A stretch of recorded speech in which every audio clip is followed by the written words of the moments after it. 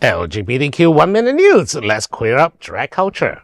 Drag star Bimini apologizes over Union Jack dress. Drag race UK icon Bimini has apologized after wearing a Union Jack dress while touring Australia with United Kingdolls Reunited. Following online criticism linking the flag to colonial violence, Bimini shared a video message apologizing on behalf of United Kingdolls and herself for wearing the flag. They acknowledged the pain associated with the symbol. Bimini said, quote, "It was Spice Girls energy, not British Empire energy," end quote. Reaction online have been largely supportive. Well, I guess good for her for apologizing for those who are offended by the symbol.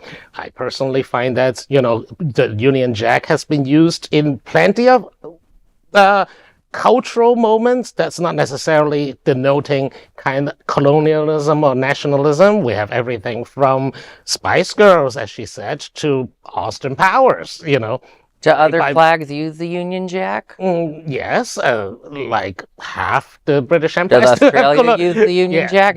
I was going to say Australia, New Zealand, and among numerous countries who have the British flag as a Union Jack as a usually upper left corner of their flag. So for me, especially for Australian audience, where they have the flag have the Union Jack on their flag, I find it sometimes a little confusing on why this is a warranted criticism. Well, and also drag has been historically, a protest. It's historically been camp. Half of our drag performers have playful names that are amalgamations of different words. So some of the stuff has to be taken tongue in cheek. If she was there doing overtly discriminatory or racist performances, then we should talk about that. But again, the Spice Girls showed everywhere, and I'm sure the Union Jack dress was worn on stage in Australia.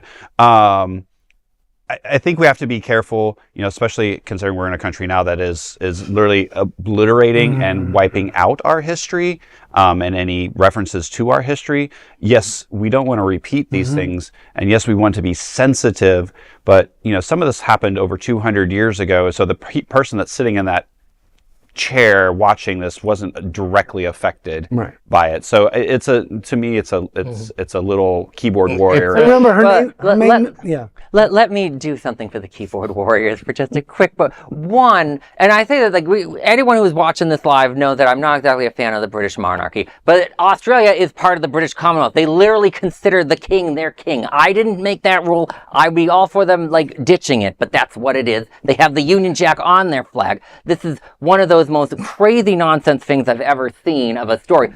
She put so much energy into that apology, and I'm just I'm so confused for a couple of reasons. One, first off, Australia's government is a little bit reactionary and conservative and doing some awful things. Shouldn't activists be worried about that? Also, England is doing a lot of weird repressive stuff all of a sudden. I would like her to put the energy she put into that apology into dealing with the fact that they're arresting old people for wearing Free Palestine shirts and saying they should get 10 to 20 years in prison and end jury service on for that stuff. That's a bigger thing. Panini, I can't even get her name. This is an insane story. And also, one last thing. The people that have caused the harm to the Aboriginal people in Australia are real.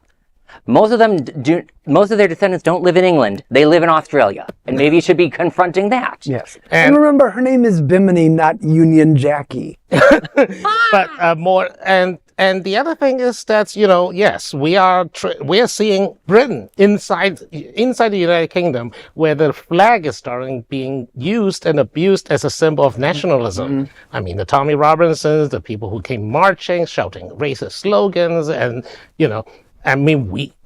part of it is because we have spread a virus. We have spread the virus of intolerance. When you say we, do you mean the United States, or do you mean the British Empire that started it? The United States now, as the dominant power of the world, is now.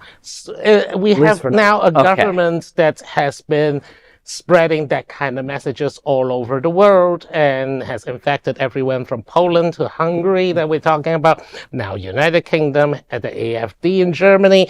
I mean, we are living in dangerous times where we're backsliding into authoritarianism and restriction of speech and restriction of freedom. So there are bigger There are bigger fishes to fry than this. And that is an LGBTQ 1-minute news story. There's no other queer nonprofit media platform like this in the entire world. Support our LGBTQ stories by sharing them and subscribing to Queer News Tonight.